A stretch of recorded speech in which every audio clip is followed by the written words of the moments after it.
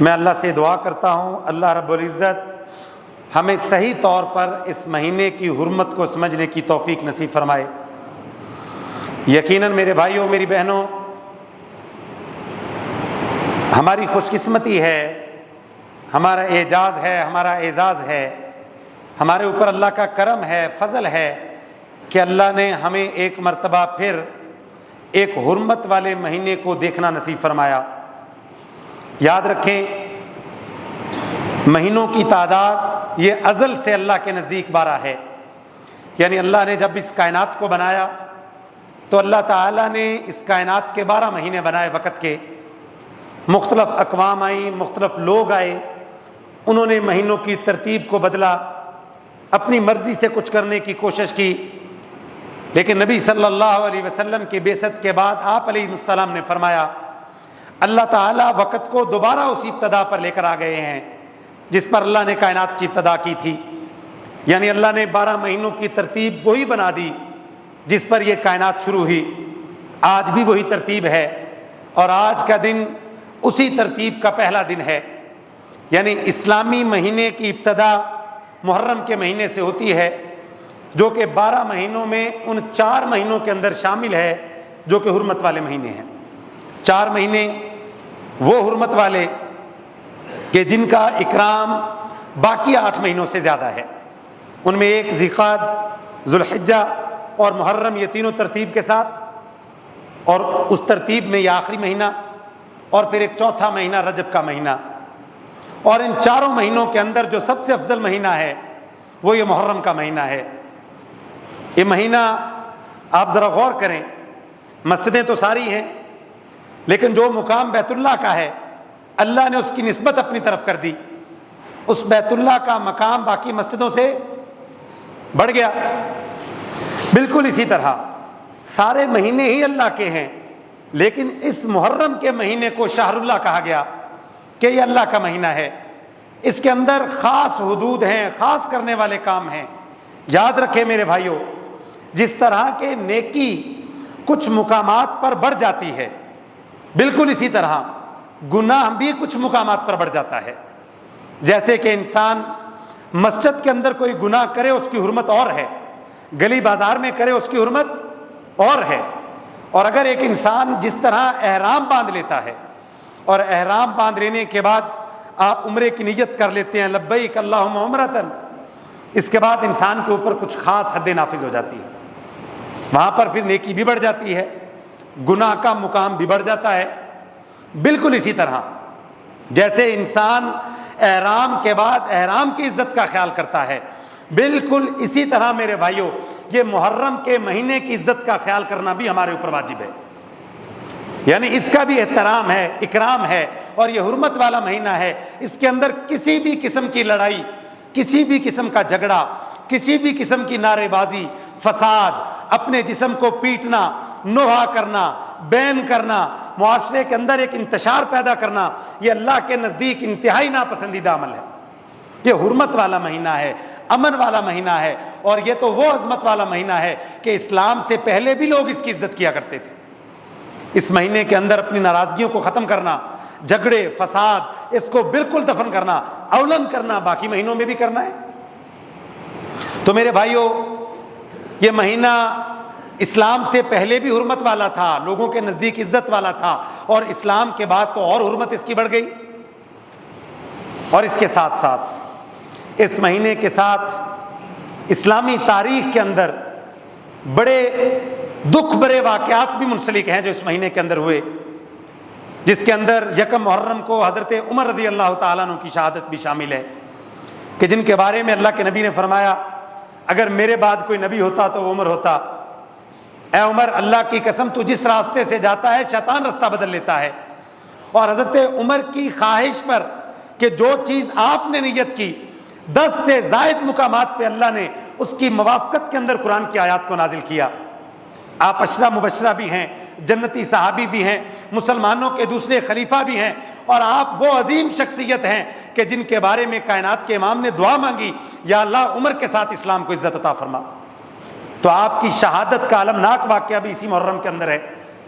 اور اس کے ساتھ ساتھ حضرت حسین رضی اللہ تعالیٰ عنہ اور اہل بیت کے ساتھ جو کوفہ والے بدبختوں نے سلوک کیا، وہ سلوک بھی اسی مہینے کے اندر ہوا، جس کی وجہ سے ساری امت کا دل غمزدہ ہے، جس کی وجہ سے ساری امت تڑپتی ہے، اور آج بھی جب بھی کوئی کربلا کے واقعے کو یاد کرتا ہے اس کی آنکھیں نم ہوتی ہیں، دل تڑپتا ہے کہ کیسے بدبختوں نے ان عظیم ہستیوں پر، جنت کے شہزادوں کے اوپر ظلم و ستم کے پہاڑ توڑے۔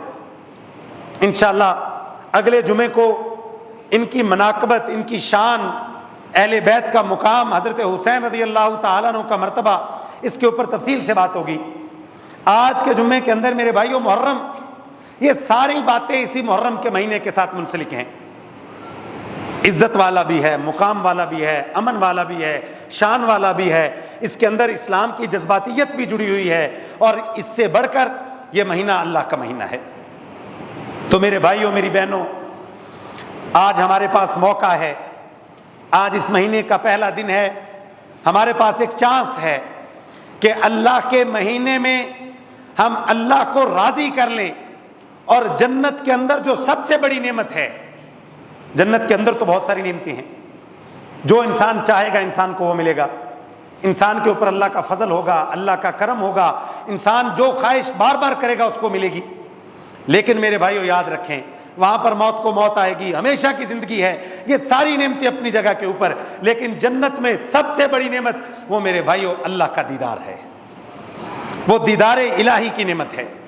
اس محرم کے مہینے میں ہم وہ دو بنیادی کام کرنے کی نیت کر لیں کہ جو اللہ کے مہینے کے اندر ہمیں ایک موقع مل گیا ہے کہ جو کائنات کے امام کے فرمان کے مطابق جو بندہ اس مہینے کے اندر اور خاص طور پر باقی مہینوں کے اندر بھی یہ دو کام کرے گا، اللہ تعالیٰ اس کو قیامت کے دن اپنا دیدار نصیب فرمائیں گے۔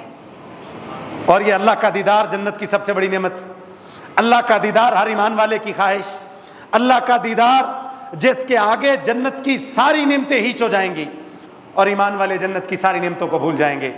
وہ اللہ کا دیدار جو ایمان والوں کی منزل، جو آنکھوں کی انتہا، الی ربک منتہا، یعنی انسان کی آنکھوں کی لذت کی انتہا اللہ کے دیدار پر جا کر ختم ہو جائے گی۔ اس دنیا کے اندر میرے بھائیو انسان خوبصورت سے خوبصورت چیز کو دیکھنا چاہتا ہے، بہتر سے بہتر چیز کو دیکھنا چاہتا ہے، اور اللہ کا قرآن کہتا ہے تمہاری نظر نہیں بھرے گی۔ آپ دیکھیں ذرا، انسان 5 مرلے میں رہتا ہے، پھر 10 مرلے پہ جانے کو دل کرتا ہے، 10 مرلے میں رہتا ہے، 20 پہ جانے کو دل کرتا ہے، ایک گاڑی کے بعد دوسری گاڑی، دوسری کے بعد، یعنی انسان کے اندر لذت پوشیدہ ہے، انسان چاہتا ہے بہتر سے بہتر چیز کو دیکھے۔ اور اللہ کا قرآن کہتا ہے اے آدم کے بیٹے، تیری یہ لذت یہ دنیا تو پوری کر نہیں سکتی، الی ربک منتہا، تو جب رب کا دیدار کرے گا تب جا کر تیری نظر کی انتہا پوری ہوگی۔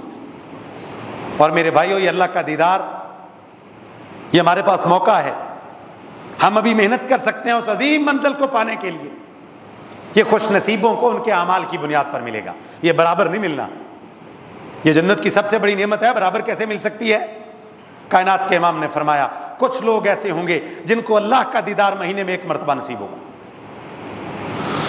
کچھ لوگ ایسے ہوں گے جن کو ہفتے میں 1 مرتبہ نصیب ہوگا، کچھ لوگ ایسے ہوں گے جن کو دن میں 1 مرتبہ نصیب ہوگا، اور کچھ اللہ کے معزز اور عزت والے بندے وہ ہوں گے جن کو اللہ کا دیدار صبح اور شام نصیب ہوگا۔ میں اللہ سے دعا کرتا ہوں اللہ تعالی ہم سب گناہگاروں کو اس فہرست کے اندر شامل فرما دے جو صبح شام اپنی آنکھوں سے اللہ کا دیدار کرے۔ اور جنتی، صحیح مسلم کی روایت ہے، جنتی جب جنت سے لطف اندوز ہو رہے ہوں گے تو اللہ تعالیٰ ان جنتیوں سے سوال کریں گے، اے میرے جنتیوں، کیا کچھ اور بھی چاہیے؟ آپ ذرا غور کریں، ایک انسان لذتوں کے اندر ہے، لطف سے کے اندر ہے، مزہ کر رہا ہے، فیملی ہے، دوست ہیں، جو چاہتا ہے مل رہا ہے، 60 میل کا ایک خیمہ ہے، دل میں خیال آتا ہے، چیز سامنے آ جاتی ہے، موت کو بھی موت آ جائے گی، لذت ہر لمحے بڑھتی چلی جا رہی ہے، ایک پھل کے اندر ہزاروں ذائقے ہیں اور وہ ہر ذائقہ انسان کی زبان علیحدہ محسوس کر رہی ہے، اتنی لذت ہے، وہاں پر پسینہ نہیں، بھوک نہیں، بدبو نہیں، کچھ بھی ایسی چیز نہیں جس کی انسان کو کمزوری محسوس ہو۔ اللہ پھر سوال کریں گے، اے میرے بندے کچھ اور چاہیے؟ تو بندہ کہے گا یا رب ذوالجلال، آپ نے سب کچھ کر دیا، چہرے کو تر و تازہ کر دیا، خوشحال کر دیا، جنت میں داخل کر دیا، جہنم سے دور کر دیا، اب ہمیں اور کیا چاہیے؟ سب کچھ تو مل گیا، صحیح مسلم کی روایت ہے فَيَكْشِفُ الْحِجَابِ، وہ ابھی الفاظ کہیں گے کہ کائنات کا بادشاہ اپنے چہرے سے پردے کو ہٹا دے گا۔ اللہ اکبر۔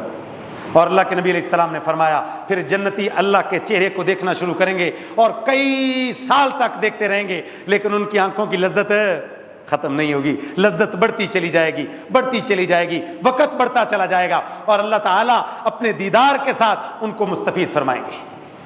اور پھر اس دیدار کے آگے جنت کی ساری نعمتیں جنتیوں کو بہت حقیر لگیں گی۔ ان کے نزدیک یہ سب سے بڑی نعمت ہوگی کہ جو صبح دیکھ رہے ہیں وہ شام کا انتظار کریں گے، جو ہفتے میں دیکھ رہے ہیں وہ اگلے ہفتے کا انتظار کریں گے، جو مہینے میں دیکھ رہے ہیں وہ اگلے مہینے کا انتظار کریں گے۔ اور ہاں میرے بھائیوں، یہ دنیا کا بھی قاعدہ ہے کہ دنیا کے اندر جب کوئی خوبصورت چیز آتی ہے نا، خوبصورت چیز، تو خوبصورت چیز کو دیکھنے کے لیے لائن لگ جاتی ہے، رش پڑ جاتا ہے۔ کیا پڑ جاتا ہے بھائیوں؟ رش پڑ جاتا ہے۔ اللہ اکبر کبیرہ۔ اللہ کے نبی علیہ السلام 14ویں کی رات ہے، اللہ کے نبی چاند کی طرف دیکھتے ہیں اور اللہ کے نبی علیہ السلام فرماتے ہیں اے میرے صحابہ، اللہ کی قسم جیسے تم سارے اس میدان کے اندر بیٹھ کر چاند کو بلا روک ٹوک دیکھ رہے ہو، بالکل اسی طرح کل قیامت کا دن ہوگا، جنت کے اندر تم اپنے رب کو بلا روک ٹوک دیکھو گے۔ اگر 14ویں کا چاند چمک رہا ہو اور 2 لاکھ بندہ ایک میدان کے اندر جمع ہو تو کیا کسی کو بھی چاند دیکھنے میں رکاوٹ ہوگی؟ نہیں میرے بھائیوں، بالکل اسی طرح کائنات کے امام نے فرمایا کل قیامت کا دن ہوگا تو ایمان والے جب جنت کے اندر ہوں گے تو وہ اللہ کا دیدار اپنی آنکھوں سے کریں گے، اور اس دیدار کے اندر کوئی بھی پردہ، کوئی دھکم پیل، کوئی رکاوٹ نہیں ہوگی۔ یہ ہے میرے بھائیوں اصل میں دیدار الہی، یہ دیدار اللہ کو دیکھنا کہ جنت کی سب سے بڑی نعمت۔ لیکن غور کریں اس بات کے اوپر، کائنات کے امام نے جہاں پر دوسرے اعمال کے نسخے بتائے ہیں کہ یہ والا عمل کریں گے تو یہ والی نیکی ملے گی، یقین مانے میرے بھائیوں جنت کے اندر اللہ کو دیکھنا کس اس کے ساتھ ہے؟ آنکھوں کے ساتھ۔ اللہ کا دیدار کس کے ساتھ ہوگا؟ آنکھوں کے ساتھ ہوگا۔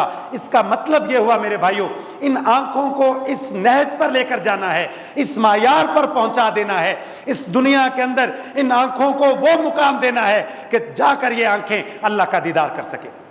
وہ آنکھیں جو ہر وقت موبائل کے اوپر فحش چیزیں دیکھتی ہیں، جو بازار کے اندر آوارہ رہتی ہیں، وہ آنکھیں جو حیا نہیں کرتی غیروں کا، یقین مانے یہ آنکھیں اللہ کا دیدار کیسے کر سکتی ہیں؟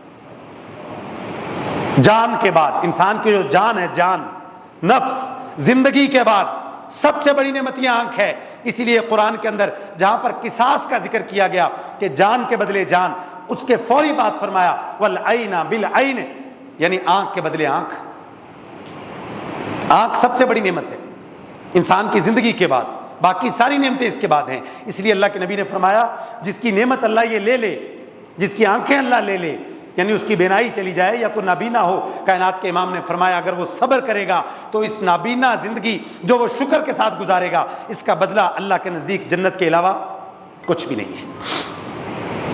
ایک عورت آئی اللہ کے نبی کے پاس، اس کی آنکھیں نہیں تھیں، آ کر کہنے لگی آقا میرے لیے دعا کیجیے اللہ مجھے آنکھیں دے دے۔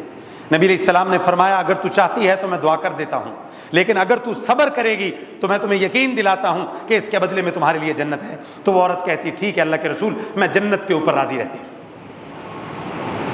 تو وہ آنکھ جس آنکھ کے ساتھ ہم اللہ کو دیکھنا چاہتے ہیں، ذرا غور کریں میرے بھائیوں، وہ آنکھ جس کے ساتھ ہم امید کرتے ہیں کہ ہم جنت کی سب سے بڑی نعمت اللہ کے دیدار کو حاصل کریں، میرا سوال اپنے آپ سے اور آپ سے ہے کیا ہم نے اس آنکھ کو تیار کیا ہے؟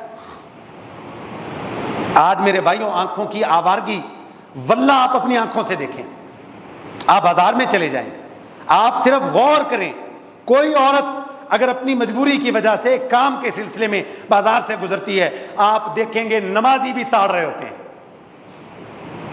یقین مانے تجربہ کر کے دیکھ لیں، آپ اگر 100 بندہ کھڑا ہے، آپ کو شاید ان میں ایک بندہ بھی ایسا نہ ملے جو بندہ اپنی نظروں کو عورت کو دیکھ کے نیچے کرتا ہو، اس کو تاڑنے والی آنکھیں نہ رکھتا ہو۔ جب تک وہ عورت منظر عام سے غائب نہیں ہوتی ہماری نظر اس کا پیچھا کرتی ہے، اور پھر ہم گمان کرتے ہیں ہم انہی نظروں کے ساتھ اللہ کا دیدار کریں گے۔ یقین مانے میرے بھائیوں آج کے اس پرفتن دور میں شیطان کا سب سے بڑا حملہ بھی اسی نظر پہ ہے، اور یہ نظر سیدھا دل پہ جا کے اثر کرتی ہے۔ جس کی نظر آوارہ اس کا دل آوارہ، جس کی نظر کے اندر گند ہے اس کے دل کے اندر بھی گند ہے۔ یہ نہیں ہو سکتا کہ انسان کی نظر پاک نہ ہو اور اس کا دل پاک ہو۔ اللہ کے نبی علیہ السلام نے فرمایا کچھ لوگ قیامت کے دن آئیں گے اور ان کے پاس تو بڑی بڑی نیکیاں ہوں گی، نمازیں ضرور ہوں گی ان کے پاس، جمعے بھی ہوں گے، حج بھی ہوں گے۔ غور کریں اس بات کے اوپر، کتنی بڑی بڑی نیکیوں کے پہاڑ ہوں گے، اور کائنات کے امام نے فرمایا اللہ تعالیٰ ان سارے پہاڑوں کو رائی بنا کر اڑا دے گا۔ صحابہ کرام نے پوچھا آقا وہ کیا مسئلہ ہوگا کہ ساری نیکیاں ختم ہو گئی؟ آپ نے فرمایا وہ انسان اپنی تنہائی کے اندر اپنی آنکھوں کی پاکیزگی کا خیال نہیں رکھتا ہوگا، اپنی تنہائی کو پاک نہیں رکھتا ہوگا۔ اب بازار کے اندر کیا دیکھنا ہے، وہاں پر تو چلو ہمیں پھر بھی یہ ذہن کے اندر ہوتا ہے کہ بازار کے اندر کوئی لوگ نہ دیکھ لیں، ہمارے موبائل کے اوپر جو ہوتا ہے وہ تو ہم خود دیکھ رہے ہوتے ہیں، گھر کے اندر بستر میں دیکھ رہے ہوتے ہیں، کوئی اور تو دیکھ نہیں رہا ہوتا۔ تو آپ ذرا غور کریں نظروں کی آوارگی کس حد تک گہری ہو چکی ہے، اور لبھانا۔ اسی لیے میرے بھائیوں سب سے پہلے اللہ تعالیٰ نے قرآن کے اندر مردوں کو نظریں نیچی رکھنے کا حکم دیا ہے کہ مرد اپنی نظریں نیچی رکھیں، لیکن ہماری آج زور پتہ کس بات پہ ہے؟ عورت پردہ کرے، عورت باہر نہ نکلے، ہم نے نظر نیچی نہیں کرنی۔ ہاں یقیناً وہ اپنی جگہ پہ بات اہم ہے، لیکن سب سے پہلے ہم اس حکم پر تو عمل کریں جو اسلام نے ہمیں دیا ہے۔ تو میرے بھائیوں نظروں کی پاکیزگی انہی خوش نصیبوں کو ملتی ہے جن خوش نصیبوں نے کل اللہ کا دیدار کرنا ہے، اور اللہ کا قرآن کہتا ہے وجوہ یومئذ ناظرہ الی ربہا ناظرہ۔ کچھ لوگ نہیں، بہت سارے لوگ ایسے ہوں گے جو پاکیزہ آنکھیں رکھنے والے ہوں گے، وہ کل قیامت کے دن بڑے خوش ہوں گے۔ کیوں خوش ہوں گے؟ الی ربہا ناظرہ، کیونکہ وہ رب کے چہرے کی طرف دیکھ رہے ہوں گے۔ تو پہلا بنیادی کام میرے بھائیوں جس کے ساتھ ہمیں اللہ کا دیدار مل سکتا ہے وہ اس محرم کے مہینے میں نے اور آپ نے سٹارٹ کر دینا ہے، شروع کر دینا ہے، اپنی نظروں کو نیچا کرنا ہے، خاص طور پہ اپنے موبائل کے اندر۔ فتنوں کا دور ہے، اپنے موبائل کے اندر آنکھوں کی حفاظت کرنی۔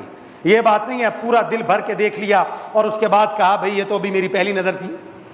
تو پہلی نظر کا مطلب یہ ہے کہ آپ کی نظر پڑی، آپ نے فوری طور پر سکرول اپ کر دیا، یعنی اس کو گزار دیا۔ یہ میرے بھائیوں بنیادی عمل جب تک آپ شروع نہیں کرتے، میں شروع نہیں کرتا، یقین مانیں ہمارے اندر تقویٰ پیدا نہیں ہو سکتا، کیونکہ تقویٰ کا تعلق کس کے ساتھ ہے؟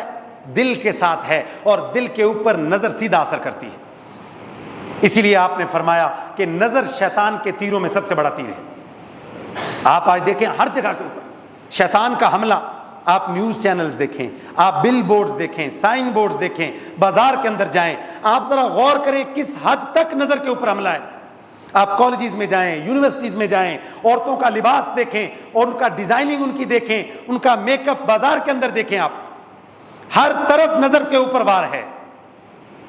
یہ علیحدہ موضوع ہے کہ عورتیں جو نظر کو لبھانے کا باعث بنتی ہیں ان کے لیے کتنی سخت وعید ہے۔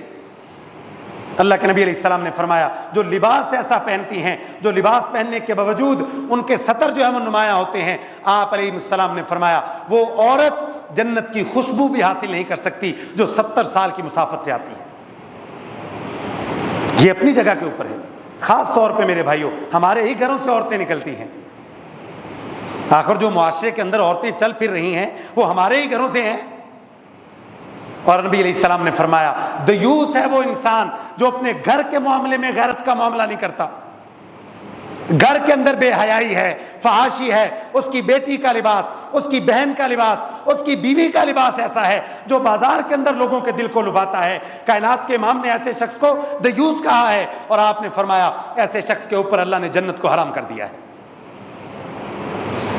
نظر آ جاتا ہے میرے بھائیوں، ایک ہے عام حیا والا لباس پہننا، حیا والے لباس کے ساتھ چلنا، ایک ہے ایسا لباس جس کے ساتھ لوگوں کے اندر کشش پیدا ہو۔ تو ہم نے اپنے گھروں میں اندر خیال کرنا ہے، کیونکہ وہ لوگوں کی نظروں کی آوارگی کا باعث اور ہم دیوس بنیں گے، دونوں ہی جنت سے دور ہو جائیں گے۔ تو یہ بنیادی بات میرے بھائیوں سب سے پہلے ہم نے اپنی نظروں کی حفاظت کرنی ہے۔ اگر ہم کیا چاہتے ہیں؟ اللہ کا دیدار چاہتے ہیں، تو یہ محرم کا مہینہ شہر اللہ ہے میرے بھائیوں، اس مہینے میں ہم اس کام کی ابتدا کریں گے، کیونکہ اگر ہم یہ نہ کر سکے، ہم نے اس بنیادی کام کو اگر نہ کیا تو ساری زندگی ضائع گزر گئی۔ یقین مانیں بچے تو بچے، جوان تو جوان، بوڑھوں کی نظر بھی پاکیزہ نہیں ہے۔ بہت سارے واقعات ایسے ہیں جو میں بیان نہیں کر سکتا کہ بوڑھوں کی کتنی زیادہ شکایتیں ہیں۔ اس لیے اللہ کے نبی علیہ السلام نے فرمایا بوڑھا زانی انسان اللہ قیامت کے دن اس کی طرف نظر کسے دیکھے گا ہی نہیں۔ اس کے اوپر رحمت تو بڑی دور کی بات ہے، جنت میں داخلہ تو بڑی دور کی بات ہے۔ اور دوسرا عمل میرے بھائیوں، اللہ کے نبی علیہ الصلوۃ والسلام نے فرمایا فَإِنِ اسْتَطَعْتُمْ أَلَّا تُغْلَبُوا عَلَىٰ صَلَاةٍ قَبْلَ طُلُوعِ الشَّمْسِ وَصَلَاةٍ قَبْلَ غُرُوبِهَا فَافْعَلُوا۔ آپ علیہ السلام نے فرمایا اگر تم چاہتے ہو کہ تم اللہ کا دیدار کر لو تو اس کے لیے تمہیں 2 نمازیں، جو مغرب سورج غروب ہونے سے پہلے عصر کی نماز اور سورج طلوع ہونے سے پہلے فجر کی نماز، ان 2 نمازوں کی پابندی کرنی ہوگی۔ جو بندہ میرے بھائیوں اپنی زندگی کے اندر ان 2 نمازوں کی پابندی کرتا ہے، کائنات کے امام نے فرمایا اللہ تعالیٰ اس کو قیامت کے دن اپنے چہرے کا دیدار نصیب فرمائیں گے۔ کیوں میرے بھائیوں؟ کیا ہم نے کبھی غور کیا کہ ہم ان 2 نمازوں کے بارے میں کتنی کوتاہی برتتے ہیں؟ آج فجر کی نماز میں اپنی مسجد میں دیکھ رہا تھا، ٹوٹل 5 بندے تھے۔ کتنے بندے تھے؟ 5، پتہ نہیں یہاں پہ 12 ہوں گے 14 ہوں گے۔ آج یہ سارے لوگ مسجد میں آئے ہیں۔ آخر جس رب نے جمعہ فرض کیا ہے، فجر کی نماز کس نے فرض کی ہے؟ اسی رب نے فرض کی ہے۔ اچھا آپ کبھی غور کریں اس بات کے اوپر، صبح 7:30 بجے ہمارے محلے میں تو ایسا ہوتا ہے جیسے زلزلہ آیا ہوا ہے، ماؤں کو ایسے ہوتا ہے کہ جیسے پتہ نہیں زمین نکل جائے گی، بچے پتہ نہیں کیا ہو جائے گا، گاڑی ہے، ہارن ہے، شور ہے، ایسے عجیب و غریب معاملہ ہوتا ہے۔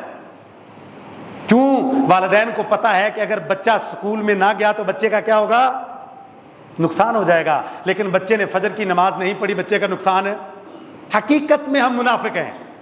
آپ کو میں سچی بات بتاؤں میرے بھائیوں، میں بھی اندر سے منافقت رکھتا ہوں، ہم سب منافقت رکھتے ہیں۔ ہم اپنے اندر یہ جانتے ہیں کہ ہم اللہ کے دین کو وہ اہمیت نہیں دیتے جو ہم دنیا کو اہمیت دیتے ہیں۔ ہمیں پتہ ہے ہمارے نزدیک نماز کی وہ اہمیت نہیں ہے جو ہمارے نزدیک اسکول کے لیکچر کی اہمیت ہے۔ حقیقت ہے میرے بھائیوں، اللہ کے نبی علیہ السلام نے فرمایا صرف فجر کی 2 سنتیں، میں اللہ کی قسم 4 رکعتوں کی بات نہیں کر رہا، صرف فجر کی 2 سنتوں کے بارے میں کائنات کے امام نے فرمایا یہ 2 سنتیں زمین و آسمان اور جو کچھ ان کے درمیان ہے ان سب سے بہتر ہیں۔ اگر ہمیں پتہ چل جائے کہ واقعی یہ بہتر ہیں تو کیا ہم میں سے کوئی وہ 2 سنتیں چھوڑتا؟ نہیں میرے بھائیوں، جو نماز، جو ہمارا جسم، ہمارا نفس ہمیں صبح اللہ کے لیے مسجد میں نہیں لے کے آتا، آپ ذرا سوچیں تو صحیح، ہمارا وہ والا ایمان جو صبح ہمیں بستر سے نہیں اٹھا پاتا، ہمارا وہ والا ایمان ہمیں جنت میں کیسے لے کے جائے گا؟ ہمارا وہ والا ایمان ہمیں رب کا دیدار کیسے کروائے گا؟ ہمارا وہ والا ایمان ہمیں جنت الفردوس میں نبی کے پڑوس میں کیسے بٹھائے گا؟ جو ایمان ہمیں صبح مسجد میں لے کے نہیں آتا۔ ہمیں ہونا میرے بھائیوں، ہمیں ہوتا ہے فلاں گارنٹی دے دینا ہمیں کہ بھئی آج کے دن تمہیں کوئی بھی مسئلہ نہیں ہوگا۔ اگر کوئی بڑا ہمیں یہ گارنٹی دے دے کہ آج کے دن تمہیں کوئی بھی مسئلہ نہیں ہوگا تو کیا ہم خوش ہوں گے کہ نہیں ہوں گے؟ پرسکون ہوں گے نا؟ کیوں؟ فلاں بڑے نے ہمیں جو ہے نا بھئی گارنٹی دے دی ہے۔ اللہ کی عزت کی قسم صحیح سند کے ساتھ روایت ہے، کائنات کے امام نے فرمایا جو فجر کی نماز پڑھتا ہے فَهُوَ فِي ذِمَّةِ اللَّهِ، وہ انسان سورج غروب ہونے تک اللہ کے ذمے ہو جاتا ہے۔ اس کا کاروبار، اس کے بچے، اس کی دکان، اس کا مکان، اس کی جائیداد، سارا کچھ اللہ اپنے ذمے لے لیتا ہے۔ بات ختم ہو گئی۔ اس کی صحت اللہ کے ذمے ہو جاتی ہے، اب وہ بیمار نہیں ہوگا، اس کے اوپر آفت نہیں آئے گی، اچانک اس کے اوپر مصیبت نہیں آئے گی، نعمتوں کا زوال نہیں آئے گا۔ کیوں؟ وہ فجر کی نماز جماعت کے ساتھ پڑھتا ہے۔ فَهُوَ فِي ذِمَّةِ اللَّهِ، وہ اللہ کے ذمے میں آ جاتا ہے۔ یہ صرف ایک فجر کی نماز ہے، لیکن الٹی چرخی ہے۔ ہمارے فجر کی نماز تو ہم پڑھیں گے تب نا جب ہم عشاء کو جلدی سوئیں گے۔ ہماری تو مووی، چلو یہ بھی اچھا ہوا 3 گھنٹے سے 1.5 گھنٹے پہ آ گئی ہے، 2 تو دیکھنی پڑتی ہیں ابھی، ایک ہاتھ سے تو دن نہیں گزرتا۔ اگر 9 بجے بھی شروع کریں تو 10:30 بجے ختم ہوئی، اس کے بعد آخر تھکاوٹ بھی تو ہے، اب اتنا تو سخت نہیں میں، پھر 11:15 دوسری شروع ہوگی اور وہ چلے گی 12:15، اس کے بعد پھر جو فلم میں دیکھا وہ گھنٹہ ذہن میں وہ چلے گا، اس کے بعد کہیں جا کے نیند آنی ہے، پھر خوابوں میں سارا کچھ وہی ہوگا جو ہم نے فلم میں دیکھا، پھر ہم کہتے ہیں فجر کو آنکھ نہیں کھلی۔ سوشل میڈیا کا میرے بھائیو یہ بات یاد رکھیے گا، ایک بہت بڑا نقصان جو آج کے معاشرے میں ہے وہ یہ ہے کہ اس سوشل میڈیا کے اوپر خواہ وہ کوئی بھی پلیٹ فارم ہے، انسٹاگرام ہے، ٹک ٹاک ہے، ٹویٹر ہے، وہاں پر سارے لوگ اپنی زندگی کا وہ پہلو رکھتے ہیں جو خوشگوار ہو۔ میں سیر پہ جا رہا ہوں، یہ میں نے آج نئی گاڑی خرید لی، یہ میں اپنی بیوی کے ساتھ ہنی مون پہ جا رہا ہوں، یہ میں اور میری بیوی ہم ملائیشیا کے ٹور پہ جا رہے ہیں. تو جب بندہ یہ چیزیں دیکھتا ہے نا، بندہ کہتا ہے زندگی تو یہ جی رہے ہیں، میں تو گزار ہی رہا ہوں، مزے تو ان لوگوں کے ہیں. آپ ذرا غور کریں، گاڑی لی، اس نے پوسٹ کی، ہم نے دیکھی بھائی مزے تو یہ کر گئے، ہم تو ابھی تک ٹیکسی 250 روپئے دے رہے ہیں، مزے تو یہ کر گئے. دوسروں کی بیویوں کو دیکھا جو فیشن کرتی ہیں، بے حیائی پھیلاتی ہیں، بندہ پھر اپنی بیوی کے ساتھ کمپیریزن کرتا ہے. اس کے ساتھ کیا ہوتا ہے؟ جو نعمتیں اپنے پاس موجود ہیں اللہ کی، آپ کا چھوٹا کاروبار ہے، آپ دیکھتے ہیں فلاں نے اپنے کاروبار سے ہوائی جہاز خرید لیا، بندہ کہتا ہے یار میں تو آج تک گاڑی نہ لے سکا. تو سوشل میڈیا آج کے دور میں احساس کمتری پیدا کرنے کا ایک بہت بڑا ہتھیار ہے. آپ غور کریں، آپ ایک بار ویڈیو دیکھیں، 2 گھنٹے انسان کے اندر سے مایوسی نہیں جاتی، یار مزہ تو وہ کر گیا یار، اتنی مہنگی چیزیں استعمال کر رہے ہیں، کبھی دنیا میں بازار ہے، میرے پاس تو لاہور میں جانے کا کرایہ نہیں ہے. تو حقیقت میں اس سے مایوسی پیدا ہوتی ہے. ہم جتنا سوشل میڈیا کا استعمال زیادہ کرتے ہیں، جتنی سکرولنگ زیادہ کرتے ہیں، اتنی ہی جسم کے اندر، اپنی روح کے اندر مایوسی محسوس کرتے ہیں، خوشی محسوس نہیں ہوتی. جب ساری رات 2 گھنٹے، کبھی غور کریں میرے بھائیوں، موبائل کے اندر نا ایک فنکشن ہوتا ہے واچ ٹائم. کیا آپ نے آج کتنے گھنٹے موبائل یوز کیا؟ کبھی آپ رات کو سوتے وقت دیکھیے گا، ایوریج موبائل دیکھنے کا ٹائم 6 سے 8 گھنٹے ہے. اور یہ والا بندہ کہتا ہے مجھے رب کا قرب نہیں ملتا. جب 5 گھنٹے تم نے لڑکیوں کو دیکھنا ہے، تمہارے اندر رب کا قرب کیسے آئے گا؟ جب 5 گھنٹے تم نے دوسروں کی گاڑیوں اور مکانوں کو دیکھ کر اپنے اندر احساس کمتری محسوس کرنی ہے، تمہارے اندر شکر کیسے آئے گا؟ تو فجر کے وقت آنکھ کیسے کھلے گی؟ اسی لیے اللہ کا قرآن کہتا ہے وَجَعَلْنَا اللَّيْلَ لِبَاسًا، ہم نے رات کو لباس بنایا ہے، رات سونے کے لیے. عشاء کے بعد اللہ کے نبی نے کوئی بھی کام کرنے سے منع کیا ہے. تو میرے بھائیو، یہ فجر کی نماز ہے، اس کے لیے آپ آئیں، اپنے بچوں کو ساتھ لے کے آئیں. کیا یہ ترتیب معاشرے میں نہیں ہونی چاہیے؟ یار فجر کی نماز تو ہماری عید ہے بھائی، خوشی ہے. یہ کیسے ہو سکتا ہے میرے گھر میں بچہ ہو، اسکول جانے والا ہو بس، اور وہ مسجد میں نہ آتا ہو؟ اور عصر کی نماز، یہ 2 نمازیں میرے بھائیو کائنات کے امام نے فرمایا جو ان کی پابندی کرتا ہے، فَفْعَلُوا، ان کے اوپر سختی کے اس پر پختگی اختیار کرو. آپ نے فرمایا اگر یہ کام کرو گے تبھی تمہیں عرش کا سایہ نصیب ہوگا. آپ دیکھیں ذرا عصر کے وقت کاروبار پیک پر ہوتا ہے. میں نے اکثر کاریگروں کو دیکھا ہے، جو ویلڈر ہیں، جو درزی ہیں، یا جو دکان کا کام کرتے ہیں، ان کا کام اس وقت بالکل اینڈ پہ ہوتا ہے.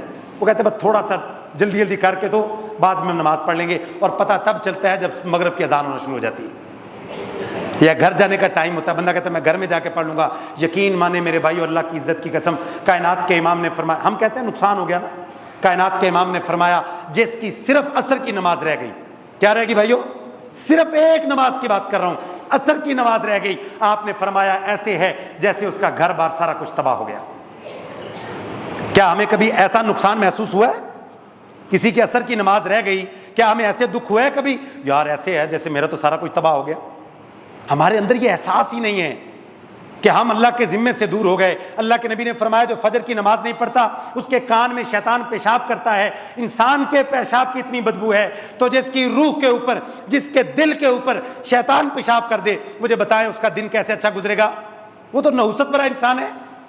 اور پھر عصر کی نماز بھی رہ گئی، وہ گھاٹے کا سودا کر گیا. پھر وہ انسان کیسے کہتا ہے کہ میرے اوپر اللہ عزت مجھے عطا کرے، مجھے اللہ سکون عطا کرے، میرے اوپر اللہ رحمت نازل فرما دے؟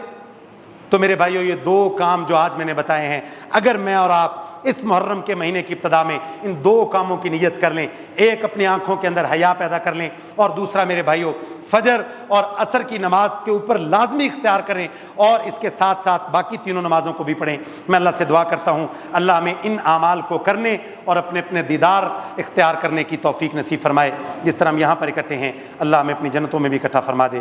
سبحان ربک رب العزت عما یصفون والسلام علی المرسلین.